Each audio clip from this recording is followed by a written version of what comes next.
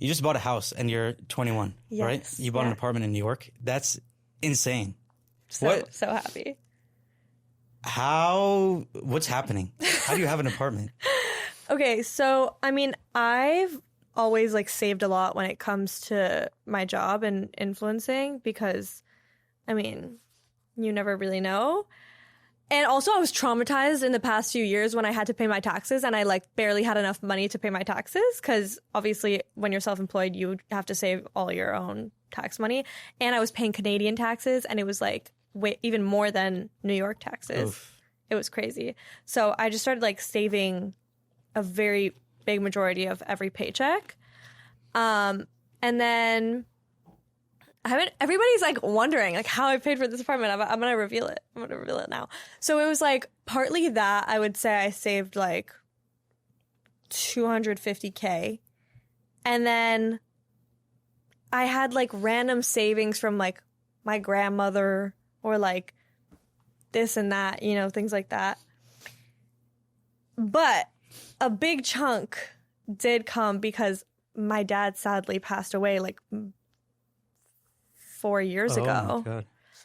And he left me and my sisters like a chunk of money and he was like, you can only use it to invest in real estate. Like you could only use it to buy an apartment or buy a house or whatever. So my money was like low-key locked away and they were like, you can't use it until you're 25. I was like, guys, when I turn 25, this money is not going to be buying me anything. It was not like a gigantic amount, but it was enough to like obviously put a big down payment and like have a pretty small mortgage.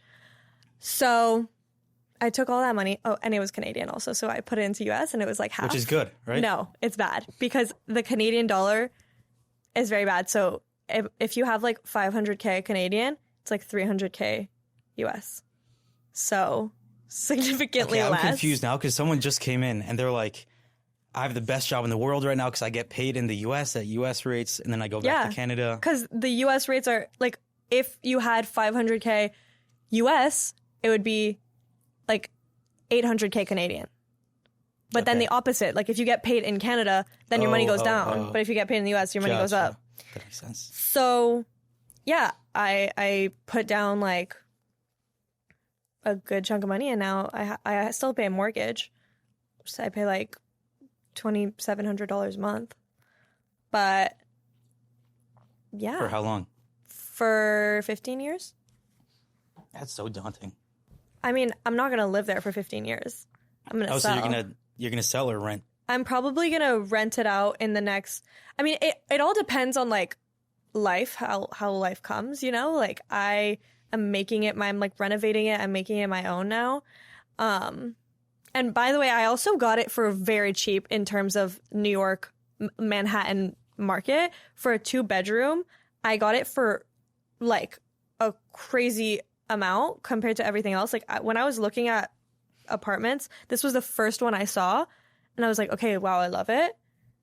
And I kept trying to look at other apartments and it would be like a 1-bedroom that was not even as cute and they were all around like $1 million and I got it for less than $1 million. Whoa. So, but now I have to renovate it and you know, there's always little surprises. That was the crazy part to me. I saw like the beginning of the reel said that you bought it, but then you're going through all the renders on your Instagram and it's like.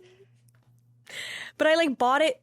I made the offer like thinking that I was going to redo all this different stuff. So I offered like $60K less than it was on market for. How do you feel about doing that at 21?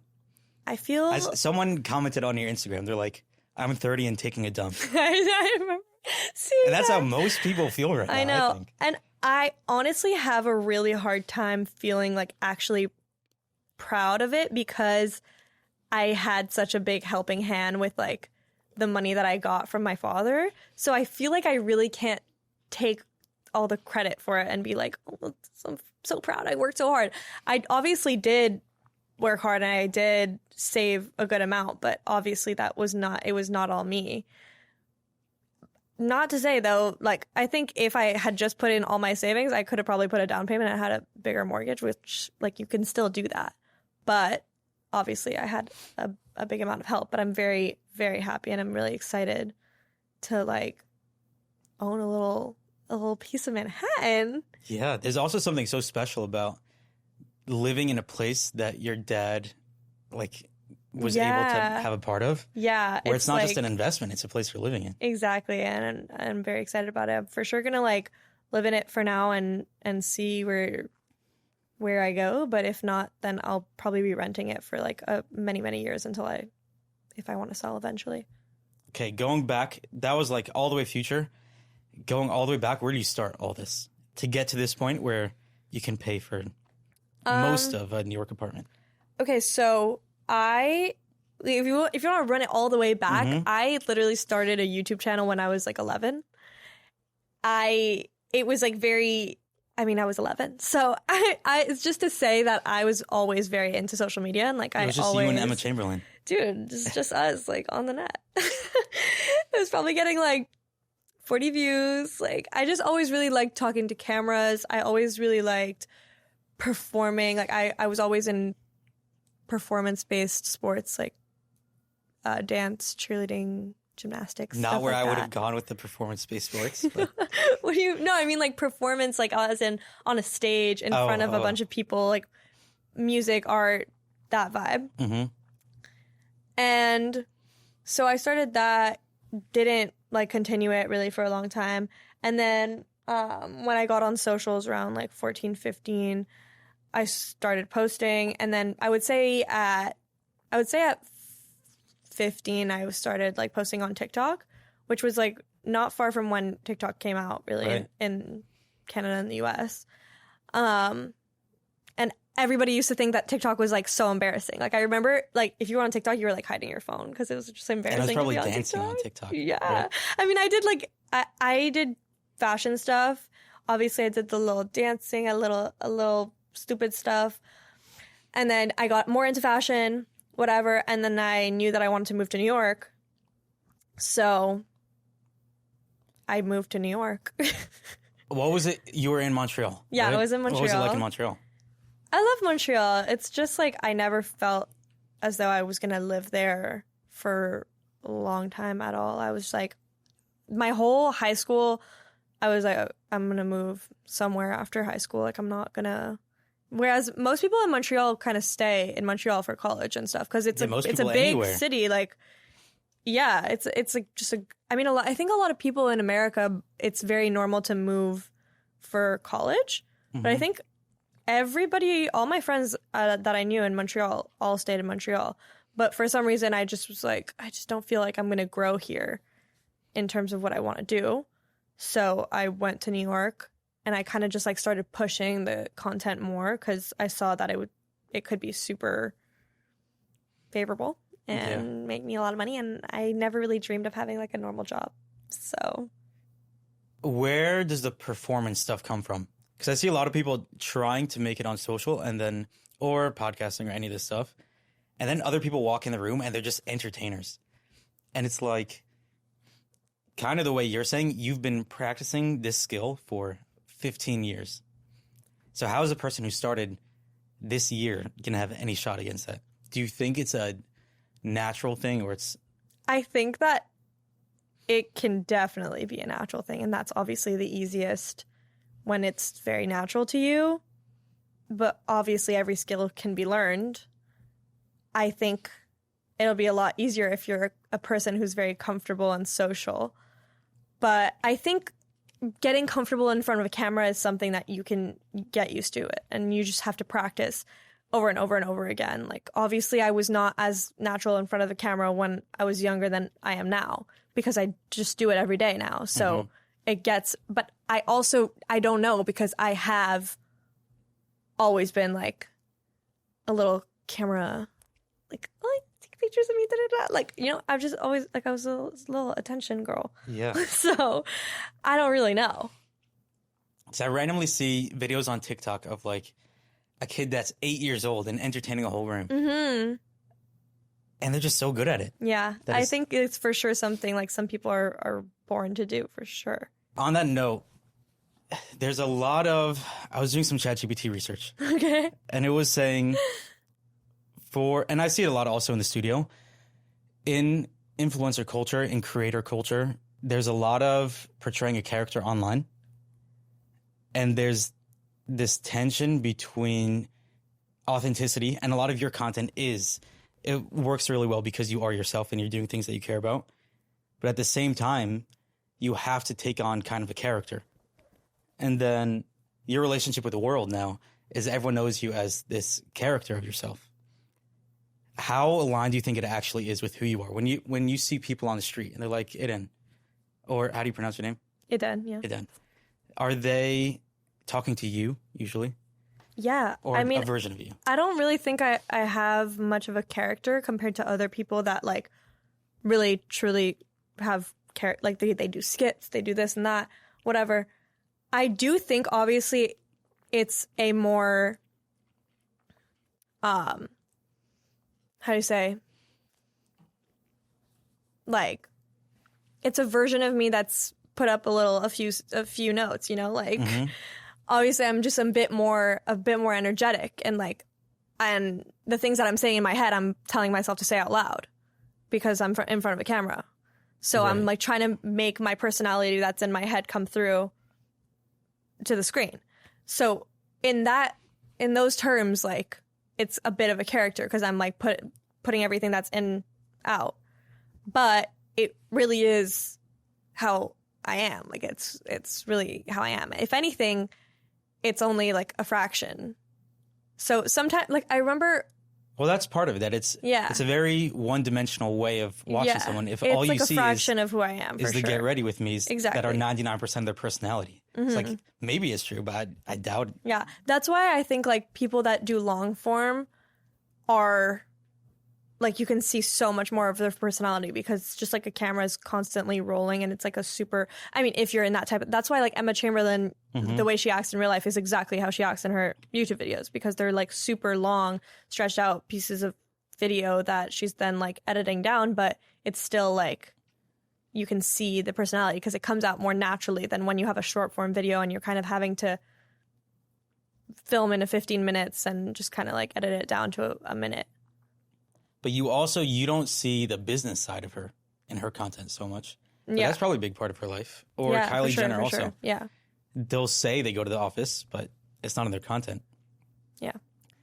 Back to something totally different. What do you have to sacrifice to get where you are now? Going from Montreal to here. I mean, obviously, like every relationship I've ever built through the first 17 years of my life. So. I don't think it's so obvious. I mean, a lot of people wouldn't assume that you had to give that up. It's not that I gave them up 100%. Like, obviously, I still talk to some people that are there, but I went from having, you know, like a huge, big group of friends that I had built through my whole life, and, you know, living with my family and all that, to moving to New York, where I literally didn't know a single person. Like, I didn't know anyone. No one from Montreal that I knew was like moving to the States or moving to New York. You know, my family's still all in Montreal. So to me, that was something. Like, I remember when I was packing and I was about to move, and I had a little picture frame, and it was like me and all my friends, and I was just like crying. I was like, oh my God, like, what if I don't make any other friends? Like, what if I don't make friends that I love as much as I do, like these people? And I felt like I was in such a stable kind of place with my relationships, and then I was all like just throwing them all away. Because it's very hard to maintain relationships like from so far. Was there any part of you that was actually like, I should stay? No. Not I at was all. just sad. I was like, fuck, this sucks. This is sad. But I was never like, oh no, maybe I should stay. I was just like, maybe I won't make friendships that are as valuable as this, but I'm still going to go. What were you going for? Like, what was going on in your head before you knew that it would all work? I would think there's some hunger there. I need this thing to happen because it's missing right now. I don't know why I even chose New York. Like, I just felt a pull. Like, I really just was like, yes, this. I'm going to move to New York. There was not really any question. There was no like, oh, maybe I should apply to schools in other places. I just like knew. So I trusted myself. If I have such a like sure pull in my heart that says you need to move there, then obviously something's going to work for me there. And I think it was really just like trusting myself, and I knew what I wanted. I knew I wanted to build in content. I knew I wanted to build in fashion. And I was like, okay, well, 1 + 1 is 2. Like, obviously, New York is going to work. Yeah. And of course, it's a hard place to make it. But I think I've always had a confidence that things were going to work out for me. And how's it worked out so far? Great.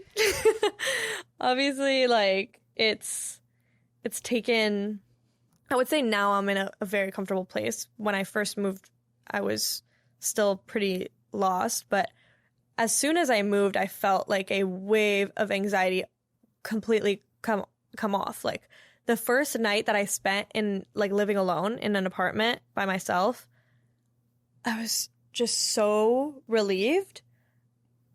And I felt so good. And I was, okay, like, I know I'm doing something right because I feel good. It's so interesting because for most people, you would think it creates more anxiety. It's like, what am I going to do now? I just jumped. And it's such a good sign when everything goes away. Yeah. And that there's more anxiety when you're not doing stuff. Yeah. And you feel like, I have to get more done. I have to chase this thing. Yeah, for sure. Do you think everyone has that? Because there are a lot of people walking around that either don't have that anxiety of I need to do this thing, or are in that space where they're just like, I don't know exactly what I want to do, and everything is so hard. Yeah. I think you really need to be in tune with like your heart and your desires. I think you need to take a really good chunk of time to think about exactly what you want with your life. And like, if you don't know, you need to just chase look at the feelings that certain things are giving you, like where you're feeling happiness and excitement, and where you used to find happiness and excitement. Like, as a kid, what did you love to do? What did you feel like super lit up by? And I think that is almost always where you should go.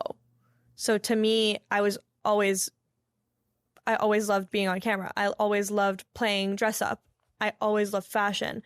Those are the things that lit me up. So I just think you need to trust that is where your soul wants to take you. Do you think it always works out? Because there are probably people floating around out there that love the camera and it's just not working because... Then maybe it's like a mindset switch. I think it can't just be like one piece of the puzzle. I think you need to have all the pieces working together. I think you need to have a lot of confidence. I think you need to not, like, it's not going to work if you're in your mind the whole time you're like, well, people probably don't even want to see this, and like, oh, maybe people are not going to like me, and da da da da da, like spiraling. Then people won't like you, and then your personality won't come off the way it truly needs to come off, and you're just not going to be doing the things that you're supposed to be doing. But if you trust yourself and like change your mindset, and I feel like people hate to like hear that, but you just have to change your mindset. They're like, oh, it's not that easy, and like there's other like aspects. I don't know how to tell you this, but it really is your mindset. And like, no matter how, and it could be extremely hard to change the mindset, but either way, that's what you have to do. Well, I think a lot of people would probably say, well, I just don't look like her, or I don't have her personality. You think there's no like people that are not, like, it doesn't matter. There's lots of people on the internet, some mid-ass men that are like super famous off of doing some bullshit. Like, there is always somebody doing something stupid, making millions. So why can't you do something with what you have? Like, you have a skill, you have something, you have a personality. Just like go and try. Like, what's the point of saying, oh, well, I'm not pretty enough, I'm not, well, then I can't help you. Like, I don't know what to say. Do you think, and I also asked this question to ChatGPT, I tend to think of the world as like men think this way and value these things, women think this way and value these things. And part of this, I'm just trying to figure out, I'm really interested in psychology and marketing and like understanding market segments. So what does this group of people want? What do girls in New York care about and want? Who do they respect? What are they scared of? All those things. And I asked ChatGPT, if men want status and money and power, what do women want? I mean, And before you say anything, the answer he gave me was the men and women are not monoliths, and the question is wrong. Men don't operate in a different way than women. And there's research on it. They operate the same way. If you're asking about social conditioning. yeah. Then I was going to say, like, I think a lot of women that want that too. Like power, money, social status. But I think it's kind of in a different way,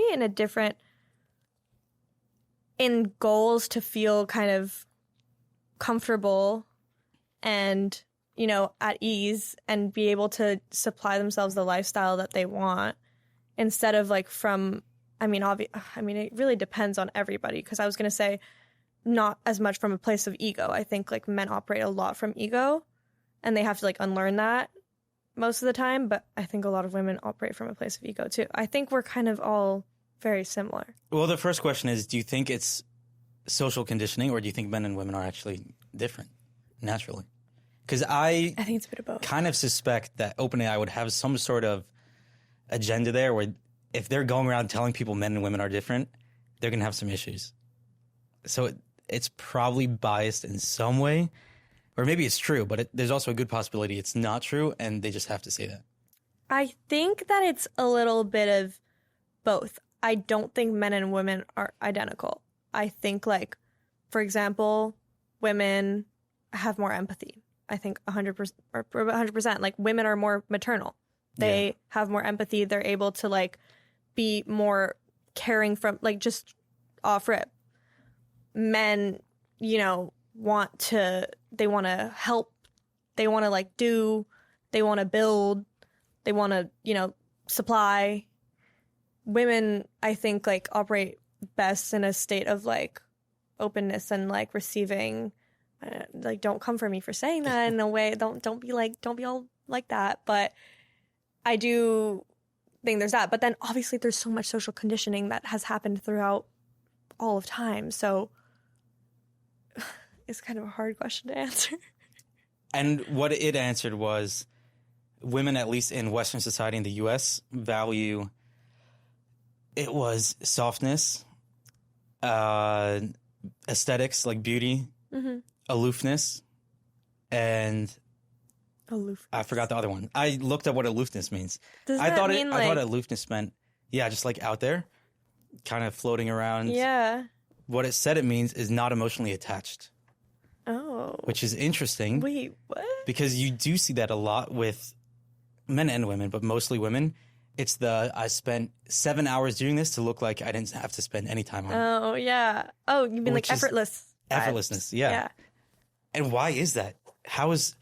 It seems so toxic. Because that is social conditioning, because people want women to appear perfect, but they don't want a woman to be like so obsessed with herself that she spent all this time doing all these things to make herself look perfect. They just want her to be perfect. Right. So she has to be effortlessly perfect. She has to be like effortlessly beautiful. She can't like know that she's beautiful and act like she's beautiful and like do all these treatments to like make sure she's stunning. She just has to be that way. So people do all these things that are like high maintenance things to make me look like be low maintenance.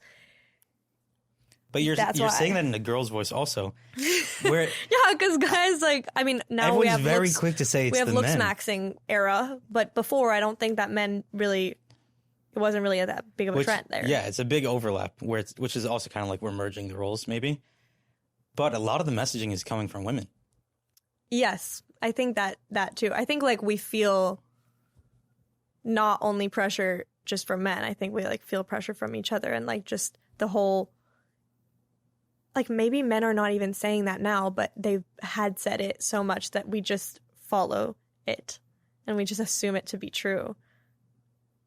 But I also think at the same time, it's not necessarily a bad thing. I don't think it's like Well, Or there's something nice about that. I think it's a bad thing when it comes to people not liking when girls are like when girls like the way they look, they want the girl to like not even think she's pretty. They just want her to like be pretty and her not think she's pretty. I feel like that's such a thing. Like guys will be like, oh, she's just like so into herself, or like girls will have positive self-talk and guys will like roll their eyes. Yeah. Be like, and I think it's like kind of a jealousy thing because guys are kind of, you would be looked at weird if you were like doing affirmations in your mirror, like, I am beautiful, I am gorgeous, I am that bitch. Like, then people would be like, what? So I think sometimes like men and women are a bit jealous of each other. And also, I go home and my apartment is like a bed. And that's it. And blank walls. And I don't care. And the world would be so sad if it was only people like that in it. Where it doesn't have to be a men and women thing. That's But it doesn't have to be toxic, I don't think, to care a lot about those things. It's probably the issue is naturally, or because it's conditioning, wanting to care about them. And then it just gets taken into, I have to do this. Mm-hmm. Or I'm wondering, first of all, how do you feel walking into a regular room? Let's say you're walking into a brand event. Do you feel any pressure? What kind of pressure? Any social pressure of I have to show up this way, I have to do this thing. Well, I mean, I want to act, but it's not even like a pressure. It's like the way I want to act because I want to look nice because I like to look nice. And I want to be poised and I want to stand up straight and I want like to be elegant. It's not because I'm like, I need to be elegant. I just feel that that's how I like to act. And especially if I'm in a more professional setting, like, but I don't really feel it as a pressure. I'm just like, be you, girl. Yeah. But that's how I feel. That's how I feel I am. Were there ever rooms that you walked into that you didn't feel confident in, or maybe when I was younger, like maybe in high school? Genuinely, 100%, there's no place you walk into that you're like, I don't know if I belong here. I don't know if I earn this, if I'm good enough. Not really. I mean, I don't think I really ever thought like that. I don't know if it's like the way my parents raised me, that was never really a thought. I mean, my mom did instill a lot of confidence, but I think I've just always had a lot of confidence. And I think maybe some people just have more confidence than others, or maybe some people are taught to be like, they're like they were more shamed when they were younger, or that, because something like starts that self-talk. I don't think you're really like born being like, oh, I don't belong here, like I don't this, I don't that. And I'm also not, I mean, like, where would I think I don't belong? Like in an influencer brand event, like it's just never that deep. I'm not like, oh, I don't belong here. It's not that serious.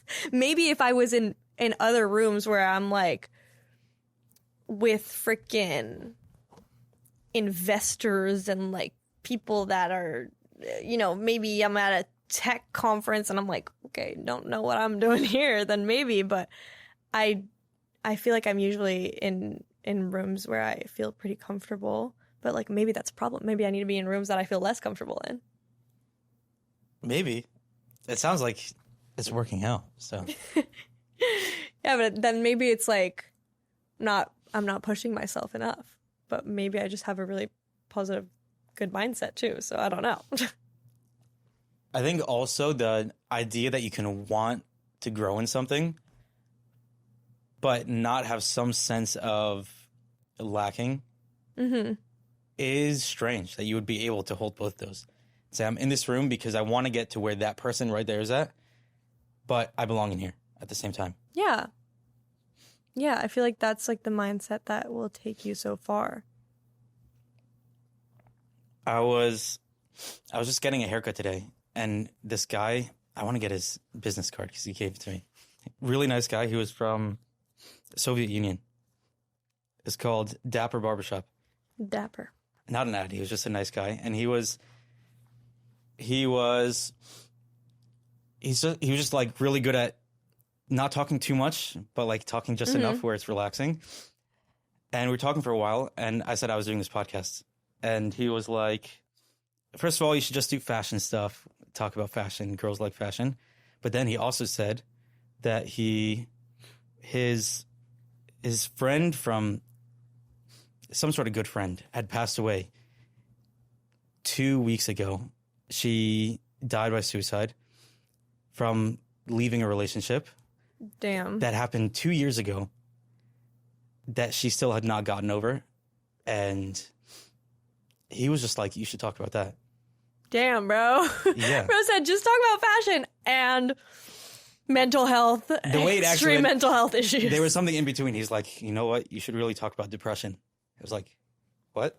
Honestly, let's get into that. So what do you think is happening there? I don't know the exact story, but What I think is happening there. the idea of leaving a relationship hurting so much that life wouldn't be worth living anymore is so foreign to me. And I don't understand it's obviously like a self-worth issue. And it's not to say that it's her fault that because obviously if you're doing that, then your self-worth is extremely there's a very big issue there. And obviously it can have been extremely beat down by that relationship, or it could have been an abusive relationship that, completely like wrecks your mind. And I mean, I haven't been all the way there, but I've been a little bit there. And it's when people catch you at a really vulnerable state, or like for me, it was a vulnerable age. Like I was 15 or 16. And if other things, like there's always other impacts. It's like an accumulation of things. And you can go from being the most confident person and have been raised like super confident and just like love life, whatever. And then it can be a pile of things coming on, and then a person telling you, oh, well, you're not shit without me. Oh, well, blah, blah, blah. Like, all these destructive things that people can say to you. And it can never leave your mind if you're not able to go and really like do that work to like reprogram your brain. But of course, people that are depressed are extremely tired, and it's really not easy to just go and do that work yourself, especially if you're not being helped by a therapist or whatever. Like when you're doing it yourself, it's like you're sitting in your room and you're going through you have to go through all these terrible things that happen to you. Be like, why do I get triggered by this? Track it back, think, meditate, go back to the source, find the source, like rethink of that whole terrible experience. Okay, now I know why this happens from this. Rewire your brain somehow, which takes like so long and so much affirming and, just like emotionally exhausting work. And I think some people, like, if you're not supported enough, can just not come back from it, which really, really is very sad. In my mind, depression it's just like low energy. Like for me, I feel like I've never even been to a therapist, but I feel like my baseline energy is super, super low, which I'm kind of fine with, because for business, it's like really sucky stuff happens. And the nice thing about being baseline just really low is you don't care so much. Yeah, it's not like high peaks and lows. It's just exactly. like you're pretty stable. So if anything, I think it works really well there. But I don't think of it as anything that would ever get to, and I don't want to be here. It's just like maybe extreme boredom. Yeah, I mean, I think that's like a super different feeling than depression. Extreme boredom. Yeah, maybe I'm just bored. I think you might be just bored. But I think depression also happens a lot to people that have like that are very not in a stable state. They'll be super, super happy and they'll be super bubbly and great and happy. And then it's like, boop. And it's, what the hell just happened? Like, what's happening? Why am I feeling this way? How am I so dull right now and just like not feeling anything? It's such a big switch up from how you usually are.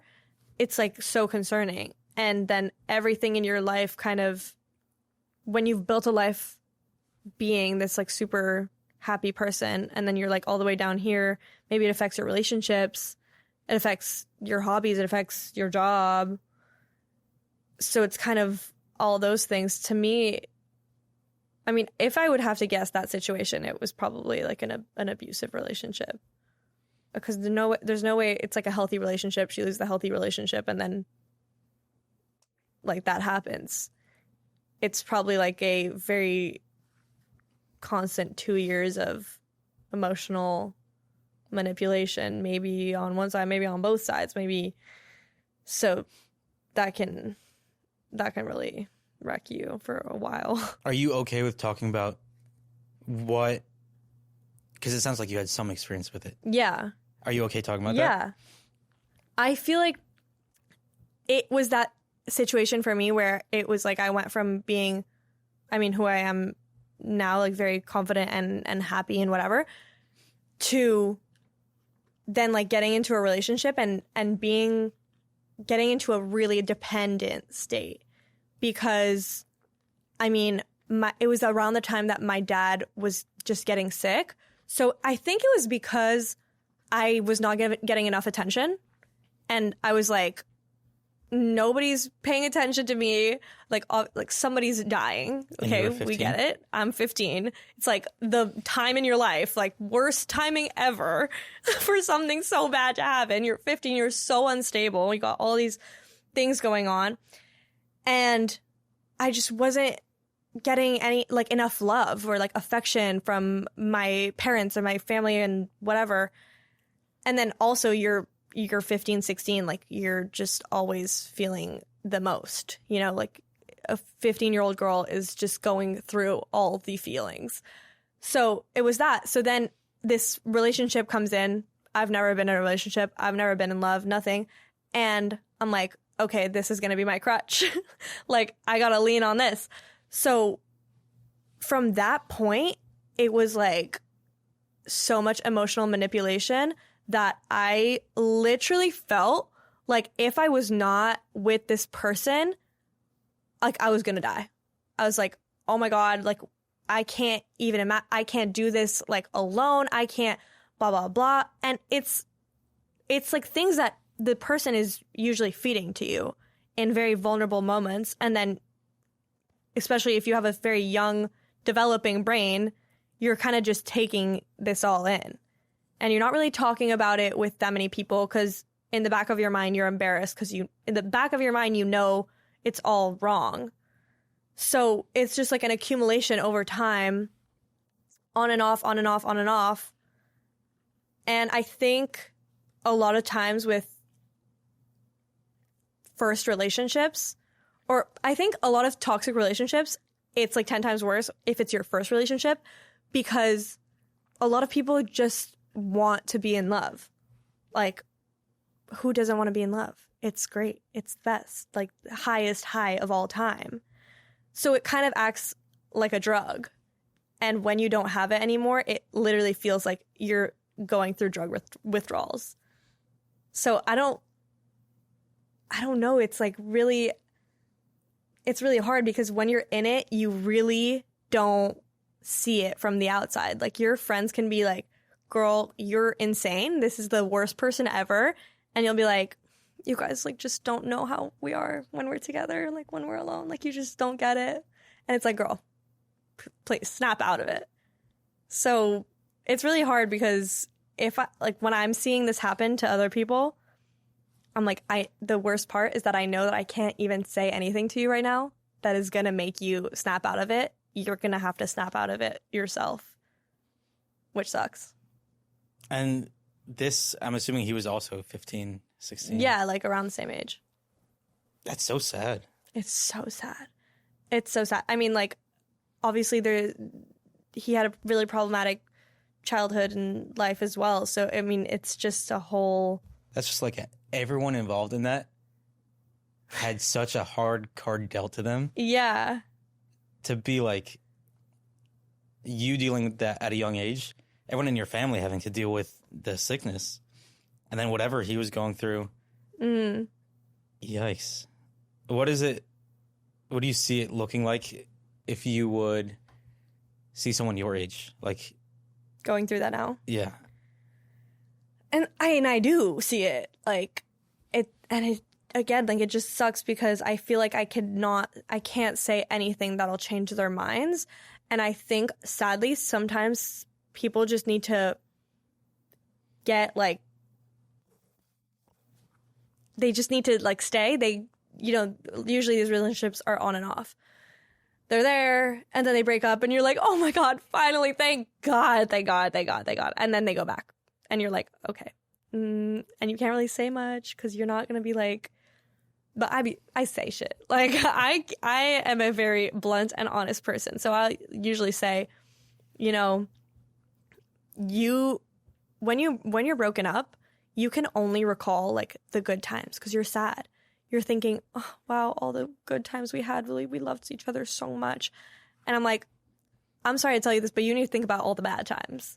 Like, right now is the time, because I know you're sad, and I know you want to go back, and I know you want to see him again, but you need to think about all the worst things that have happened, because you need to snap into reality. Suddenly, your brain is filled with all the best times you guys had together. It's like a crazy phenomenon.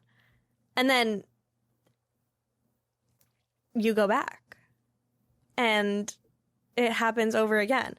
Sometimes people just need to go back so many times until they're so sick that they, like, snap out of it. Like, that was the situation for me. I think me and my boyfriend broke up like 10 times and every single time I was always like, I need to go back. I need to go back.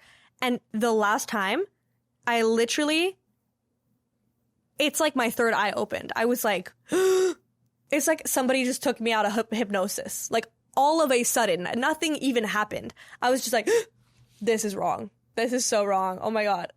What's going on? Who am I? What's happening?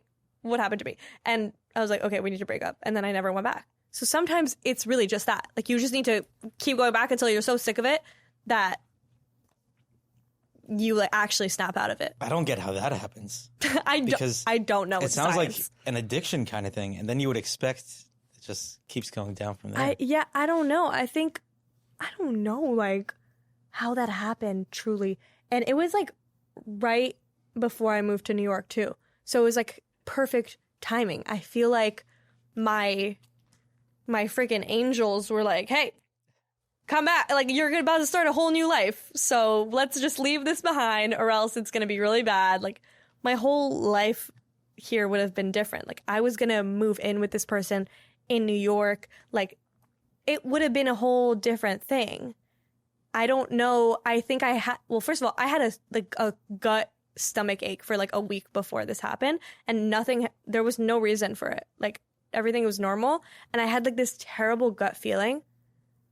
And then I was with him one day and I just started crying, like, out of nowhere. And I was like, we need to break up.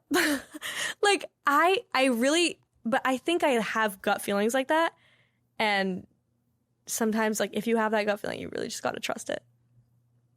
The way I think of intuition usually is, like, you kind of have to earn the trust with your intuition. Mm-hmm. I think it's just a pattern of, like, this is what you're used to. This is whatever you're conditioned to have. Yeah. So your gut is usually just going to tell you, here's how you get back in line with wherever you were. Mm-hmm. Where I don't know, any intuition I've had has just been like, that was way off. Really? Yeah. If it doesn't make sense, don't do it. I always trust what I think makes sense over that. Over your intuition? Yeah, always. I feel like I always trust my intuition over my logic. Or most of the time. Because I feel like that's, like, your like, higher self talking to you. So like you gotta. How religious are you? I'm not really religious, but I would definitely say that I'm quite spiritual. But you do believe that there's a higher power that can be inside of you, talk through I you. think like we are all one and we are all the universe. We are all one and we are all... I think we're the universe experiencing itself. And I think we're like all part of one big oneness. Did you ever do psychedelics? Yeah. Did you see that there? I didn't see it there. I've never done like a heroic dose of psychedelics. I've only done like fun doses of psychedelics, like experiences where I felt very in touch with my younger self, and like I felt like a child again. I saw like a lot more beauty in the world. So in terms of that, but I think, I mean, I love to watch videos about like spirituality in the world and like all that stuff. So I think through just like learning, I've come to that conclusion as being my belief. And then that oneness is also inside of you to some degree. Yeah. And that has a power. It's kind of like Christian people saying like Jesus is everywhere. Like God is everywhere. God is everything. It's kind of the same thing, except just not with like a specific person, I guess. Like, have you ever watched White Lotus? Yeah. You know the season with like the monk? My memory is terrible, so no, not really. And okay, well, in this season, he's talking to this one guy and he's like talking about death. Like the guy is basically asking the monk, like, is death scary? Like, what happens after death? And the monk is saying, like, we're basically all an ocean. And in the, like, visual of it, it's, like, you can see the ocean. And then you can see, like, the little drops of water coming out of the ocean and then coming back into the ocean. And it's, like, a split second. Mm. And basically the drop is a person. And when you come out, I mean, it's a split second in all of time. Our lifetime is, like, so quick. And then it returns back to the ocean. And we're all part of this ocean. And then we come back out for like a human experience. And then we go back. So we're like the universe and we're having a human experience. But then we go back to being all. And that feels empowering to you. Because to me, that's terrifying. Why would that be terrifying? That's like calming. That's like, this doesn't matter at all. You're a tiny drop in an ocean. Yeah, why wouldn't it be more scary if this mattered so much? No, I think that for me, it's just, it doesn't matter at all. So like, just have fun, make cool stuff. Yeah, that's the same for me. I guess we're ending up in the same place.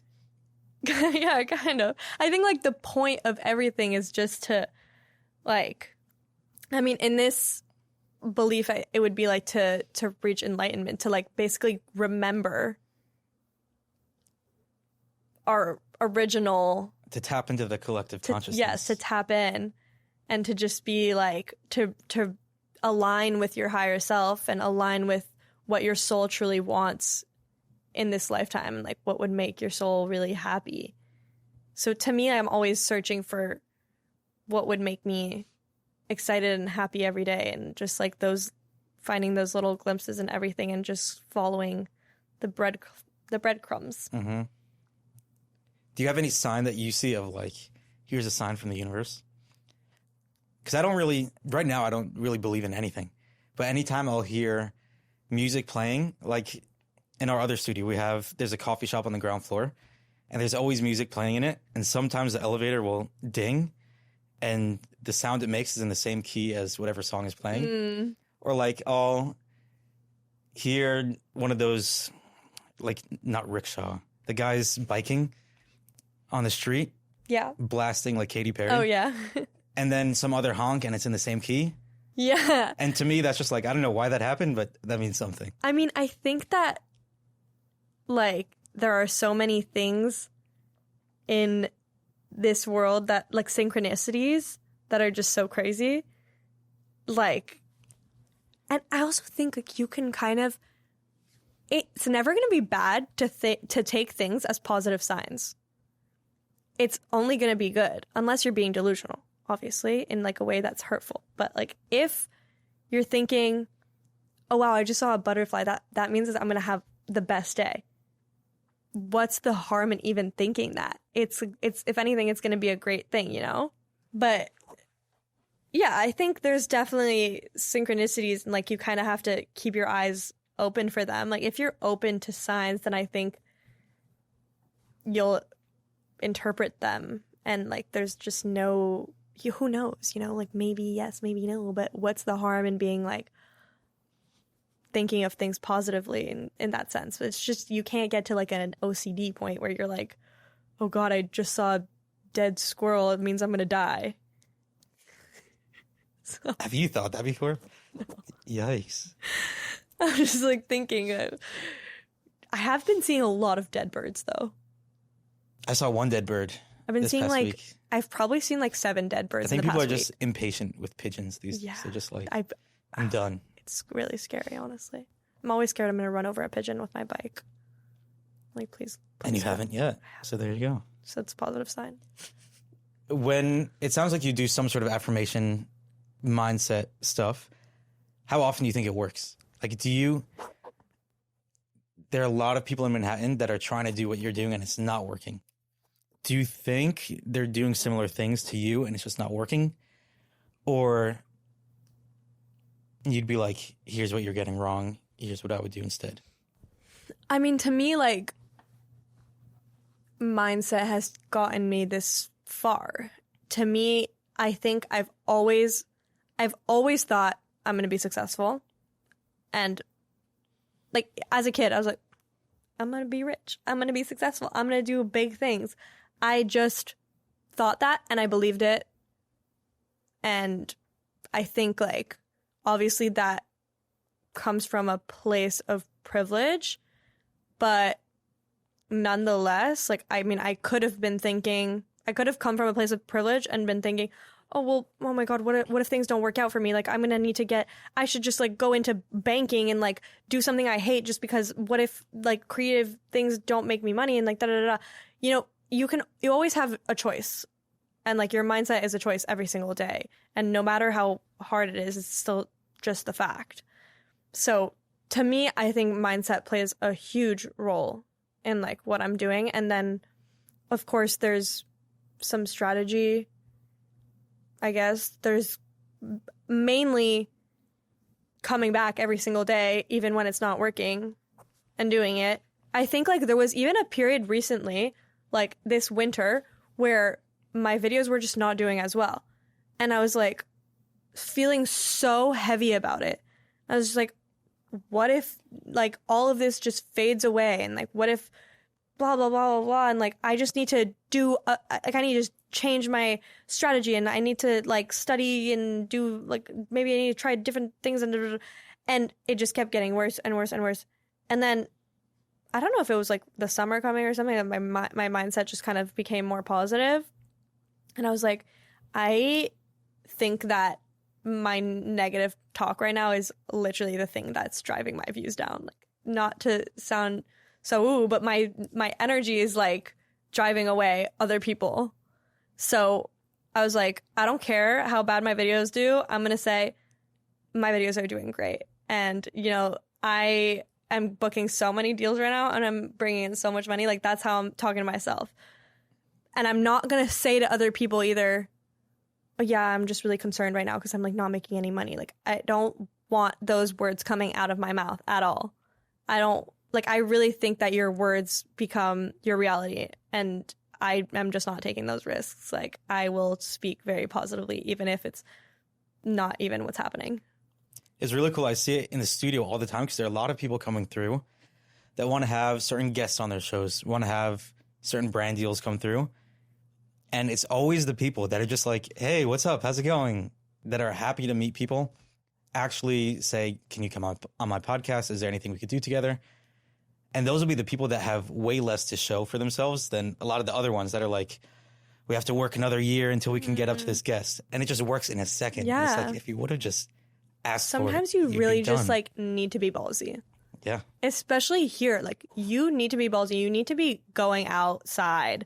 You need to be putting yourself in rooms that you're not usually put. Like, if you're in New York trying to make it and you're just staying in your apartment every single day, you're missing out on so much opportunity. Even if it doesn't seem like there's an opportunity there, there could always be an opportunity there. Like this is one of the places where you really never know who you're going to run into, who you're going to talk to. Like, just also when it comes to influencer stuff, just ask. Like, really, what's the worst they can say? No. Okay. But sometimes they're going to say yes. Like, you can go and DM brands, say, I would really love to work for you. I would really want to do this type of deal. This is some content I've done. Like, even if I have agents of pitching for me, if I want things done quicker, like, I'm also going to start DMing brands. Like, this happened recently. I wanted to work with Brooklinen, which is like a bedding brand, because I've been wanting to do like more deals for my apartment. And I was like, Kate, telling my team, oh, can you pitch me? Like, just email them. Like, here's the email. They're like, yes. Like, a week goes by, 2 weeks go by. I get invited to a Brooklinen event. I go to the Brooklinen event. I talk to a guy. The guy works on the PR team. I'm like, I really want to do a deal. He's like, okay, we'll see. We'll definitely send you some bed sheets, though.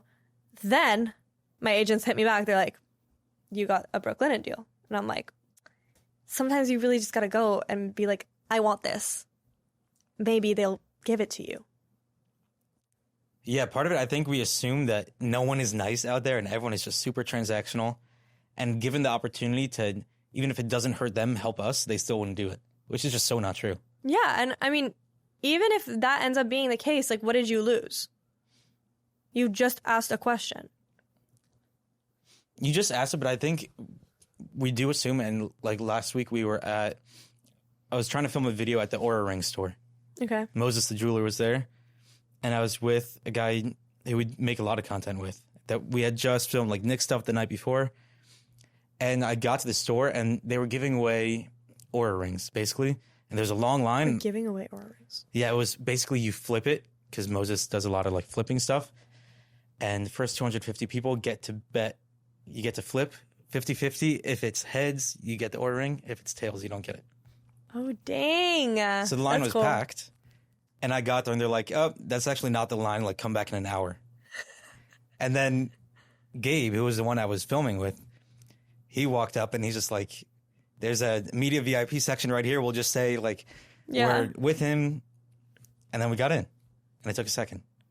That is, like, honestly, so true. Especially if you're a girl. I feel like that you can really use this to your advantage. Like, just try it. Like, just do it. Sometimes things like that will work. It's like getting into concerts or getting into the club, like things like that. Sometimes you just ask, or you just have the confidence to like be like, yes, I belong here, and people are just gonna believe you. What was also cool in the way he did it, it wasn't just like, can I have this from you? It was, hey, how's your day going? And like a whole, I like your this, I like your that. And he made the guy's day better. Like, yeah. And he legitimately cared about him, wanted to help him. And then this guy's like, yeah, sure, you're a nice guy. I'll let you go. I don't know what I wanted to go to after this. 1 second, I'm spacing out. I'm going to check my notes. Let's see. I have like 3 pages of stuff here. Oh, yeah. Just further into the influencer stuff. Yeah. Because we get a decent amount of views right now. And I just don't know where to start. How do you get a brand deal? How many people should you be texting? 200 people? Should you just be getting an agent? I am heavy on agents just because, like, I have had an agent since way before this was actually a payable career for me. I got an agent when I was 16, and this was like, I have, okay, maybe 6,000 followers on Instagram, and like $80,000. I mean, God, 80,000. I have $80,000. I have 80,000 followers on TikTok from like a few random blow up videos. And I remember I followed this girl who was like a Montreal influencer at the time. And her name was May Sterling. And I was like, she's just so cool, whatever. I think we were like mutuals at the time. And she was doing like a capsule collection with this brand called Garage.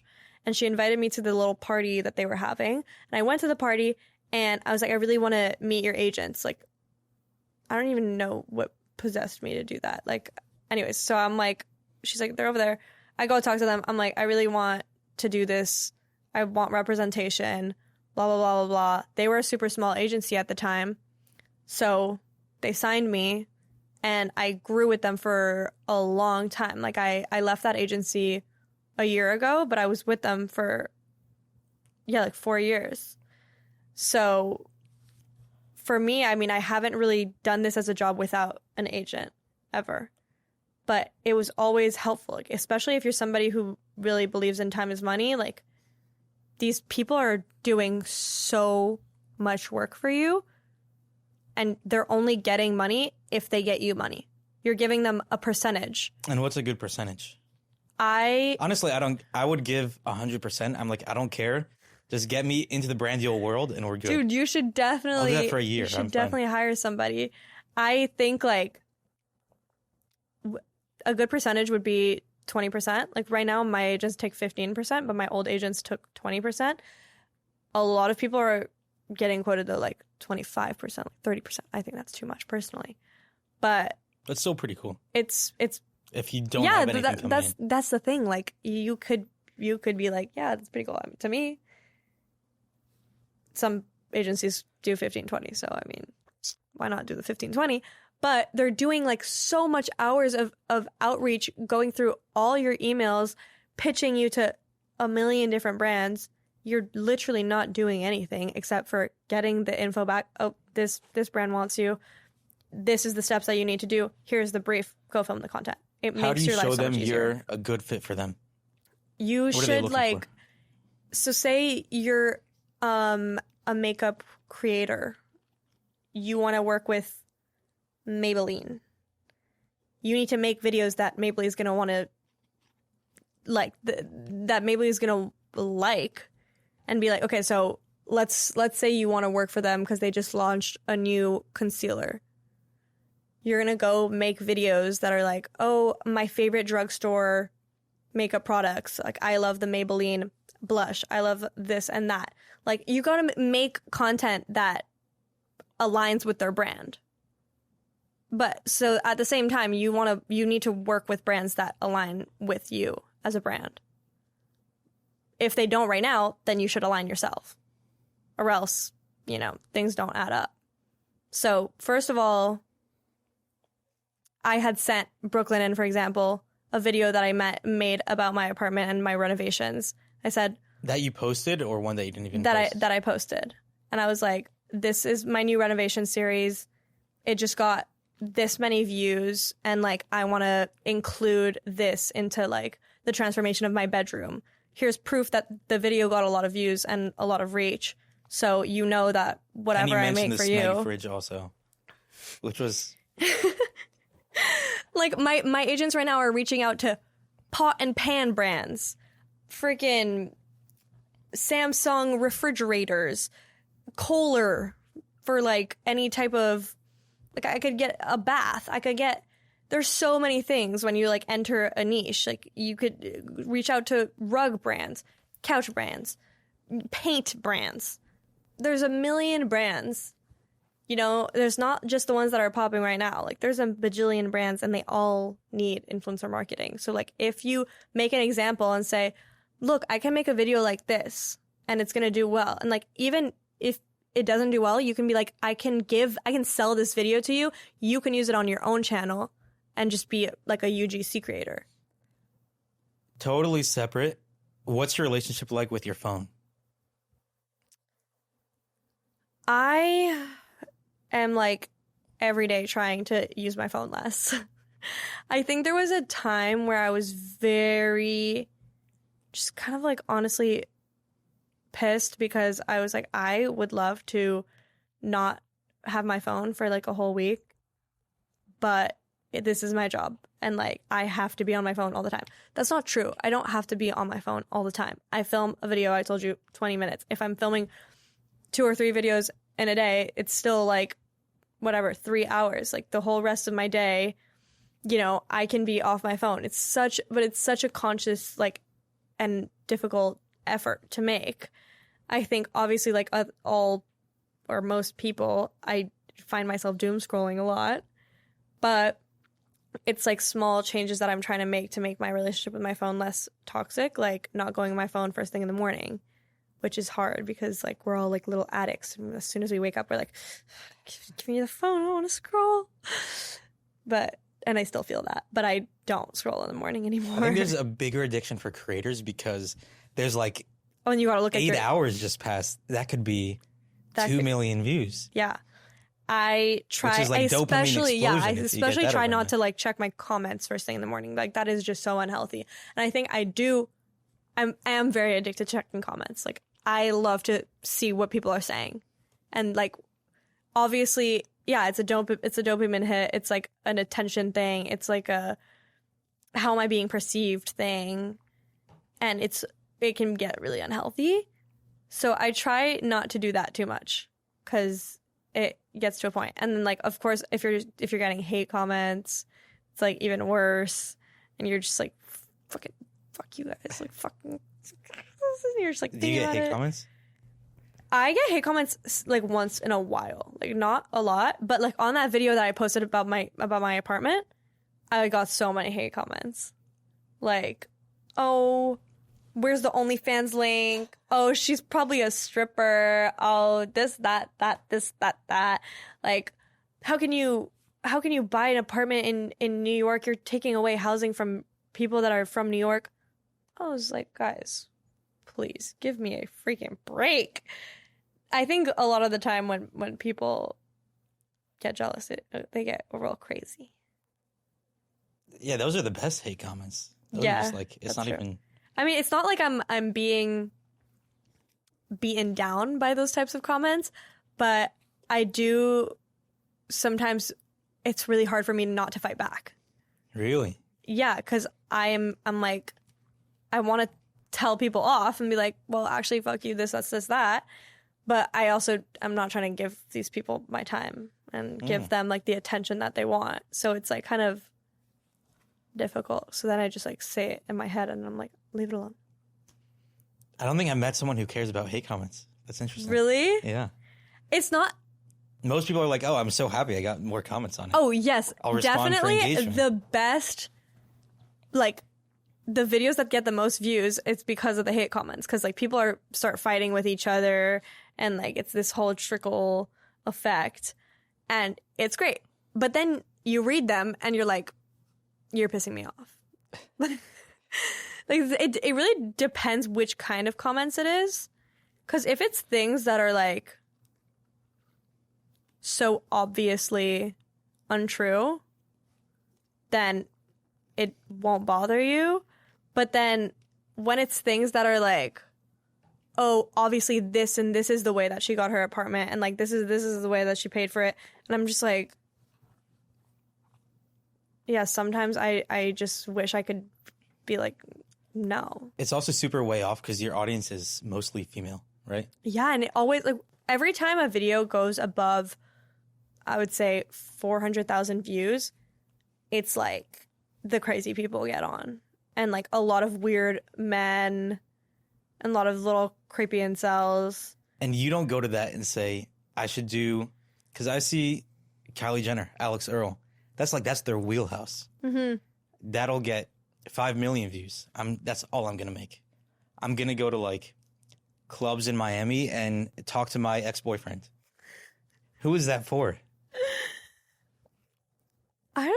I mean, for me, like, I really just make content for the girls. Like, there's not, I wish that I wanted to make like rage baity content because, God, oh my God, I would be so rich. Like, holy shit. I wish that I could like not have a conscience like that. Like, people just make rage bait content and they make so much money off it. That would be so much easier than me just making content that I like actually align with and that makes me happy. But yeah, that's just not what I want to do. Back to the phone addiction. You think it's a bad thing? The way I see it is You're addicted to your phone? Yeah, we're getting into a virtual world and it's like we're not. No, I hate it. Addicted to your phone. Our world is mostly online. That's just the way it is. The problem, because Why is that a the problem? world is not supposed to be like that. The world is around us outside, and now you're like being absorbed into this other like fake world. You're not living in the real world. What are we supposed to be doing? Like hunting animals and Going outside and like friggin' touching the grass and swimming in the ocean. But we could be mining Bitcoin. We could be No. Mining Bitcoin. No. We could just do way more with Do tech. you feel like whole and complete and happy in your soul when you're on your phone? Have you done psychedelics? No, never. If you take mushrooms, you will literally look at your phone and like want to throw up. Like you will be like, ew, get this thing as far away as possible. I cannot look. The screen starts getting like weird. You can't look at it. The phone feels like an evil presence. When you're on mushrooms for 7 hours, like you won't even notice that you haven't looked at your phone or thought about it the entire time. That there's got to be a reason for that. Number one, I would have so much anxiety if I took a psychedelic, and I would not. Are you an enjoy that. anxious person? Always. I'm just like, because I try everything I want to do is like 2 years in the future. And I don't live in the past at all, so everything is just like I'm not here right now. And where can this get me to the next place, to the next place, next place? And to just be present is like strips my identity away. That's probably in a why way. you should take them then, because that's like the issue. Like you need to learn how to live in the present, and that like it grounds you into the now. I see it as like Elon Musk on ketamine, that kind of stuff. Where it's like that's his superpower. Is that he's unhinged and he can harness it. If it gets out of control where it eats you up, then fine. But it's also not a long-term thing. So I'm like, if I could do it for another 5 years and then handle it then. The phone addiction? Or the presence is No, thing? like anxiety and not being present. I think it'll take the benefits. So in outweigh 5 the years, costs you're right just going to be like, okay, let me heal this now. Now's the time. You're just going to Yeah, wake I up think- one day and just be like, okay, let's tackle this now. now. I think it's so easy Then why don't you do it now? because it's helpful. No, it's not. Right now, any room I'm in, I'm like, what's the opportunity here? Yeah, you can do that and then go back home and be present. If you are constantly living in the future, you're going to feel like time, like, do you feel like time has just passed and you don't even know like how the days went by? Yeah. Yeah, because you're not living any of them in the moment. Like you want you want to be old and be like, oh, good thing I optimized my time and business and now I have no real memories. No. So I think if I'm 30 and then decide that, or even 25, that's like, But you can strike a pretty good. balance. there are two assumptions. There's like when you go home, when instead I'm just like, if you're just working, then it's just sleep, basically. So instead it's always when I'm on, I'm thinking about what are we going to do, then go to sleep. And then you wake up, what am I going to do? There's never So- moments where you're like, let me just enjoy my own presence and think about things other than optimization. This is like literally the grind Right now, no. mindset, and like this is low-key the poison of today's society, because it's like It's like the optimize, beating heart optimize. of the U.S. Yes, it's like That's how we're going to optimize, space. optimize, work, money. Like, you think the people in Europe that have designated nap time in the middle of the day are like trying to take their nap? Like, how am I going to optimize my business? Like, no, they're just chilling and living their life and connecting with people and taking time to enjoy good food and enjoy good conversation, because the next 40 years, they're not going to be like, oh, thank God I worked harder that day. They're going to be like, oh, wow, that was such a nice lunch. Yes, but I think there's a Kanye quote where he's like, it's harder for you to keep going than it is for me to quit. Where I think the cost of like right now, I'm giving up greatness if I stop right now. Where I could be great. And the second you stop, it's like, Then you're never could- going to think you're great. you could have had that. I feel like you're never going to get to what you're trying to reach for. When are you going to be satisfied? I have no idea, but I just know I won't be satisfied if I stop. Because it's like You don't have to stop to be present, though. you kind of do. No, you don't. You should Because have... if you're not making something, then you're consuming something. You're making something every hour, every minute of every day? I try. That's crazy. Yeah, what but then about you get your stuff done. happiness? Your happiness only... You can't hold happiness in 2 years. Like, oh, I had happiness then. Oh my God. But in 2 years, such an issue. You can know more about things. You can know more people. You can. But what is that going to bring you in the end, apart from money and success? You did something. And then you're going to die. Yeah, that's. But you what we should do. die having lived a beautiful life on this earth, not having worked yourself to the bone for something that you're going to leave anyways. Well, at that point, it's like either way, you're going to leave everything. So you're dead. No, because you have your experience in your soul. But then you die. Yeah. So you you're had saying you had a great life. You had a then good time. It goes back into the ocean. I don't know. That would suck if I wake up in 10 years and I'm like, I have a couple kids. Now what? What do you mean? And then you now walk what? around Manhattan and you're like, there are skyscrapers. This guy won like 5 NBA championships. But And like, you could have done that. You could have looked back and been proud of what you did. But you should be not valued by your accomplishments. Why not? Not only valued by your accomplishments. You should find value in like having beautiful experiences that actually like feed your soul. Not just like, this is just so capitalistic mindset, America. You've been brainwashed. Maybe I've been brainwashed. Like me too. I have a lot of aspirations. Like I want to be very successful, but you don't have to be on all the time to be successful. It's not one or the other. It's just like fulfilling your potential.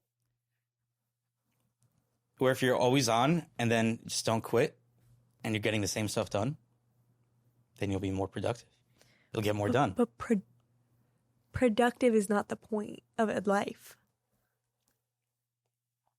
I think that's exactly the point. Oh my God. You did something.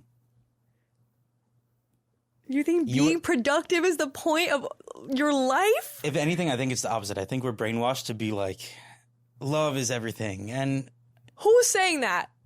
the The US. monks? People walking down the street. That's like, I'm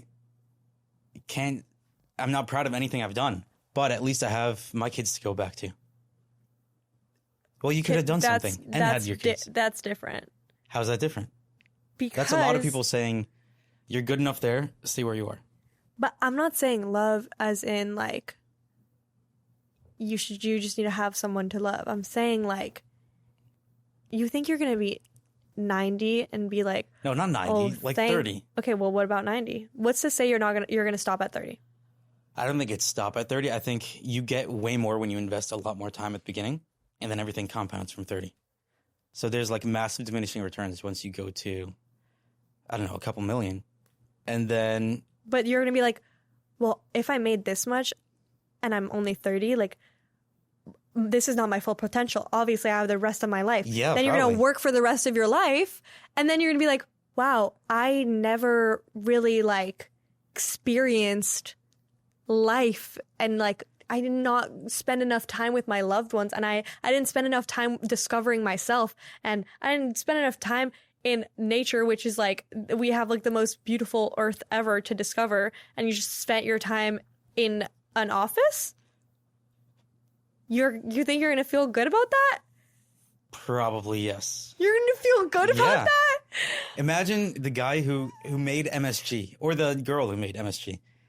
And now there are probably 2 billion people every day watching it and getting so much joy and getting so much...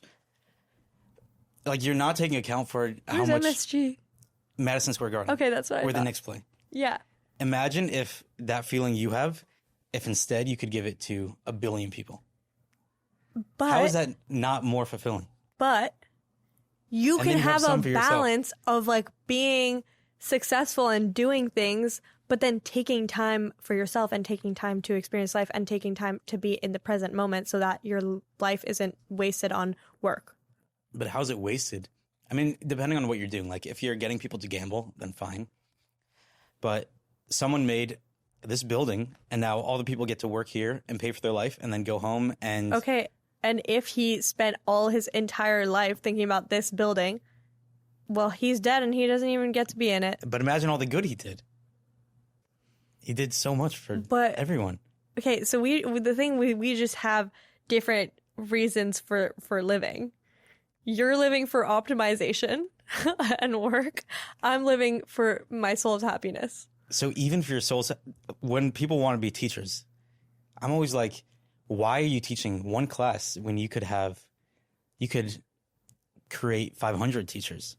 Because they have a different mindset. Like, they don't care about, maybe they don't care about money, and they don't care. They just want to make a differences in these students' lives. But why not make a difference in 1 million students' lives? Well, how can they teach 1 million students?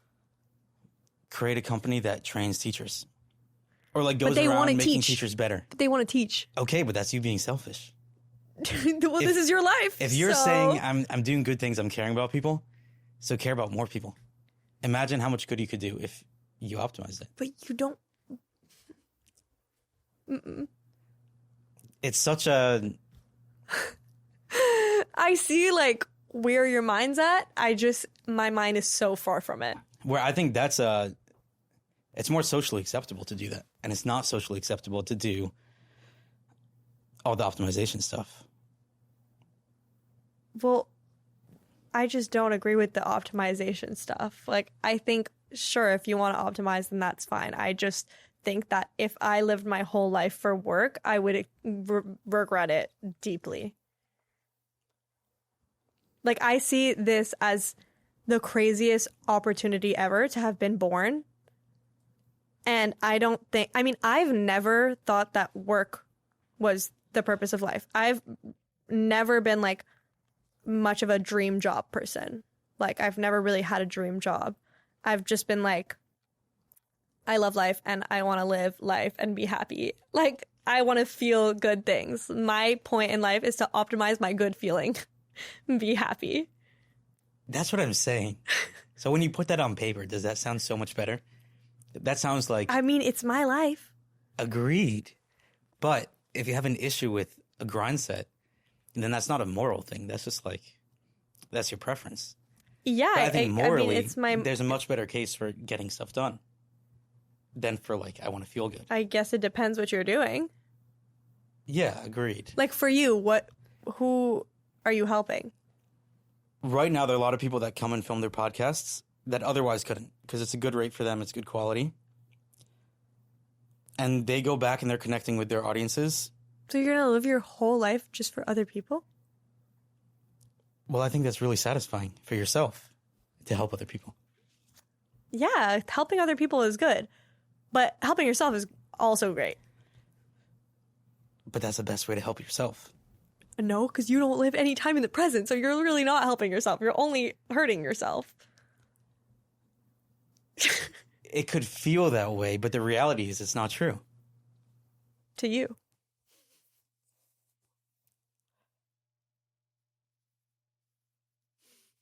I've been watching there's this Yale course about sociology, and there's this guy named like Friedrich Nietzsche. Mm-hmm, yeah. And one of his main ideas that was in this course, at least, was that morals mostly come from a slave ideology and master ideology.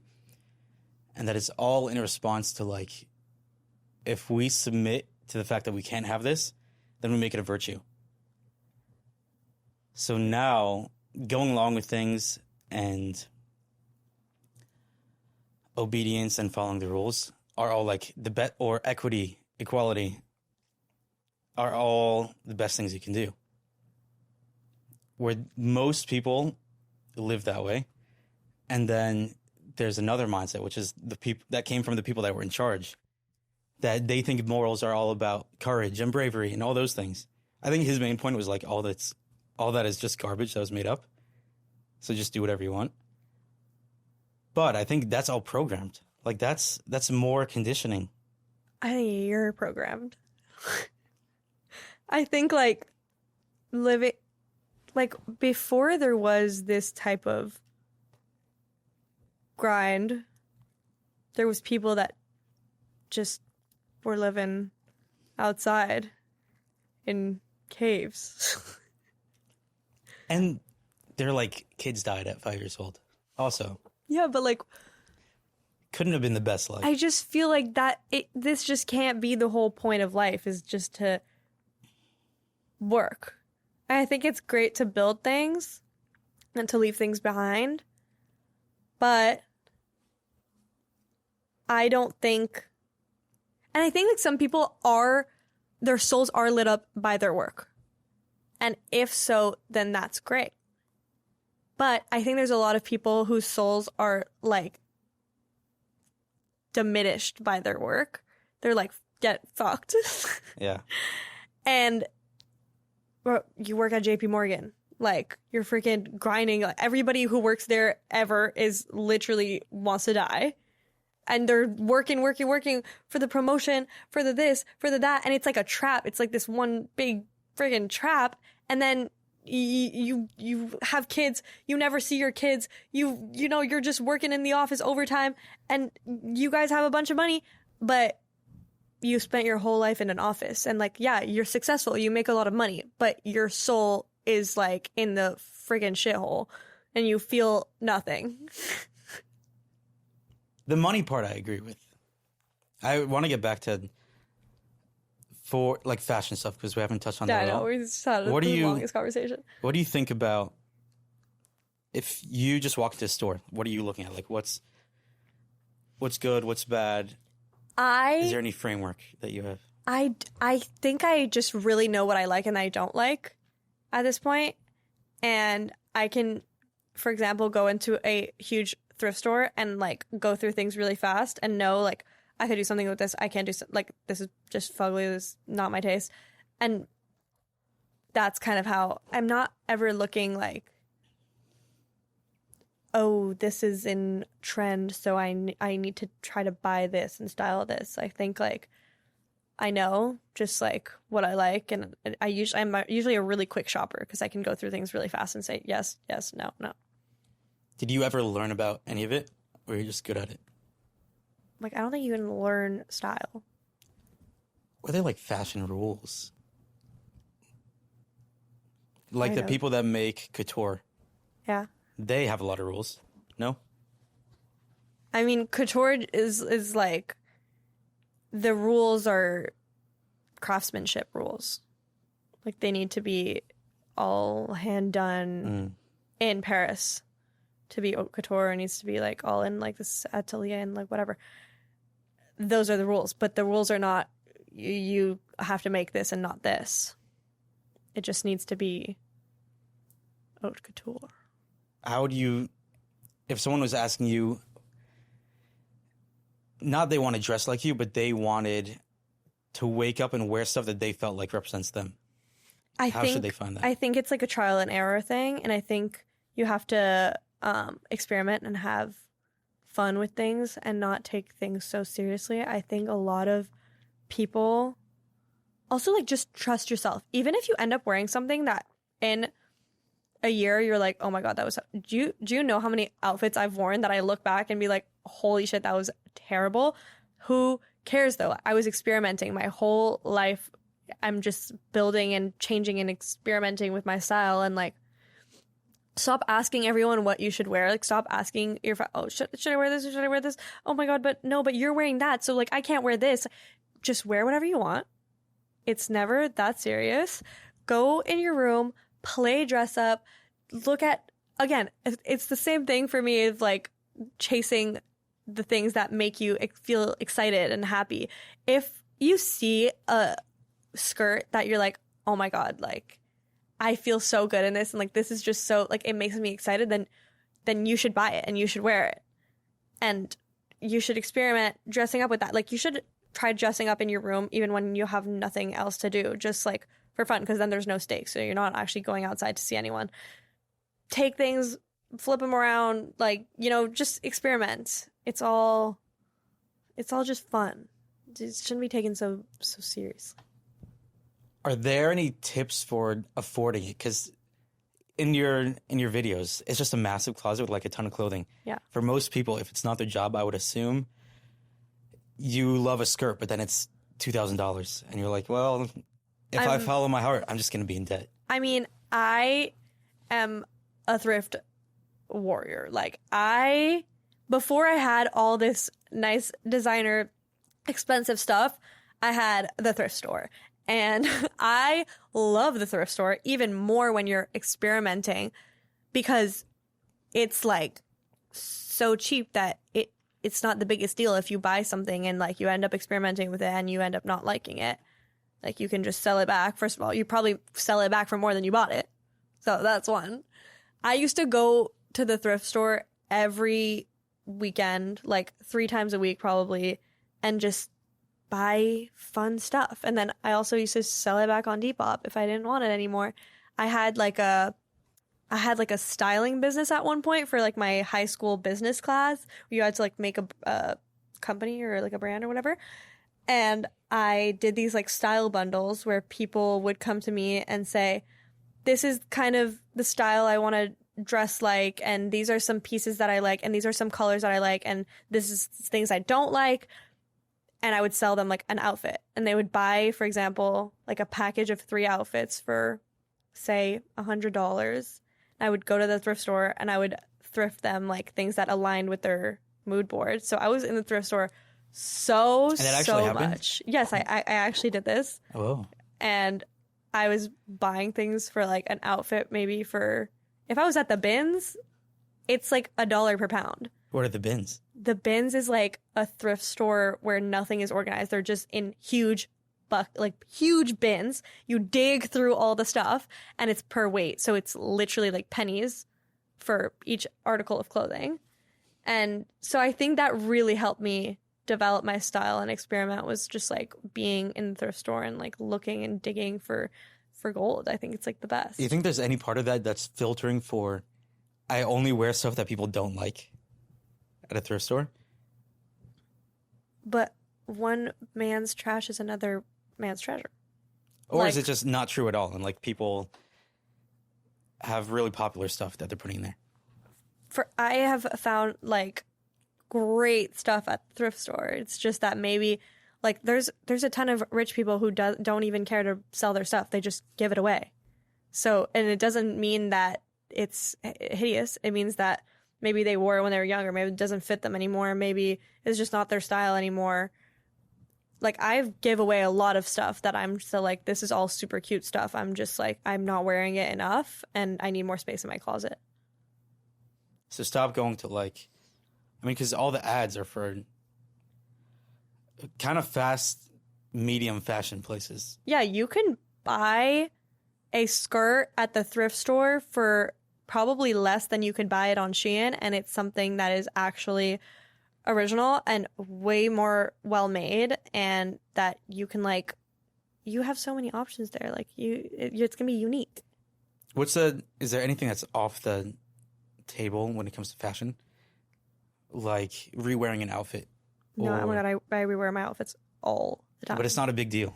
It's fine. Not, oh my God, it's not a big deal. Like, to me, if I love an outfit and I feel so good in it, like, I'm going to rewear it. If I'm in a time crunch and I'm like, oh my God, I don't have time to stress about an outfit, I'm just going to rewear an outfit that I know looks good. And people actually have commented, like, girl, like, put the bag down. Like, you wear this every day. No shit, bro. I paid $700 for this bag. You think I'm not going to rewear it? This is like such a consumerist mindset of like, oh, you shouldn't rewear things. Like, you buy things because you love them and you want to wear them over and over again. I just get so like weirded out when people say stuff like that. I think I'm out of questions. That was really interesting. Yeah.